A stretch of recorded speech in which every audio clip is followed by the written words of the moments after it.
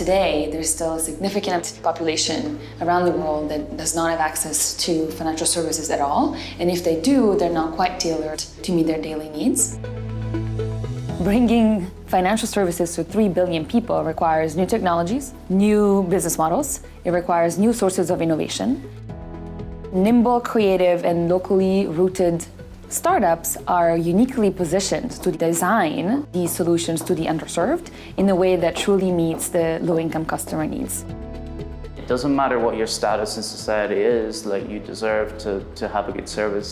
The main thing is to create affordable financial services that the financially vulnerable can rely on.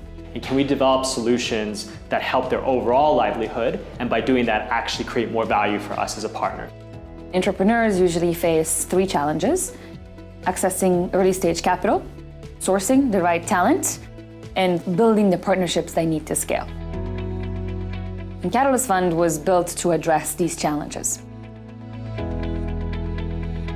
Catalyst Fund is a global accelerator for inclusive fintech companies in emerging markets with the support of DFID and JP Morgan. Our mission is to help innovators in emerging markets build fintech solutions that can improve the lives of the 3 billion people currently underserved by the global financial system.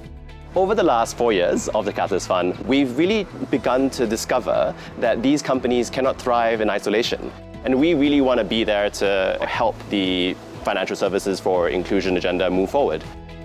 So what we do is provide the startups with 3 things: grant capital that can help the companies keep the lights on while iterating on their products and services and really trying to make sure that they reach product market fit. Second, what startups value the most and keep coming back to us for is the venture building support. We actually work with the startup. We become part of their teams, and we provide very tailored venture building. We're a group of product managers, data scientists, engineers, marketers, former investors, and former entrepreneurs that are extremely passionate and dedicated. It's technical support they can't get anywhere else. Thirdly, we also do introductions with a group of investors that are curated and hopefully lead to follow-on investments. We really see sort of 2 key groups of actors. On one hand, you have the investors who obviously provide the capital that our startups need to continue to accelerate their scale. You also have corporates who might be banks, might be telcos, who are looking to partner and sort of be a pathway to scale for our startups as well.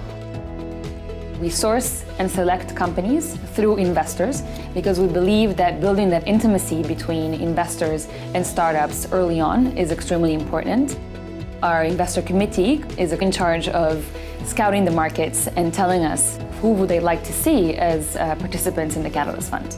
So the real attraction to join the investor advisory committee was to learn through osmosis with the other investors, the Conoce and acciones of the world. So what Catalyst Fund does, rather than us having to make an early high-risk investment in a region, we can collaborate with Catalyst Fund via that business to get to know them a bit better and then make a decision on whether that's the business we want to invest in.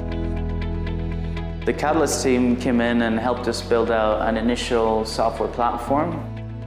It really helped us understand the initial product, where we needed to go. Now we're rolling out our products across East Africa. The Catalyst Fund has been a great partner for us in growing our business. We worked with Catalyst to actually figure out what other services our customers could benefit from. We've increased our revenue, increased our size since working with them by over 10x. There is a real expertise you can see in the BFA team, and also for startups looking to be global like ourselves. I think the learnings of other contexts as early as possible are extremely helpful. And what we want to do is make sure that all their learning, everything that they're coming up with and experiencing in the field benefits the rest of our community in the financial inclusion and financial health world. We're constantly thinking about what's the next step for fintech startups. Is very much about the lives of the lower income populations around the world. And together, we're extremely excited to increase our efforts to accelerate the ecosystem of innovation and create economic opportunities for the underserved.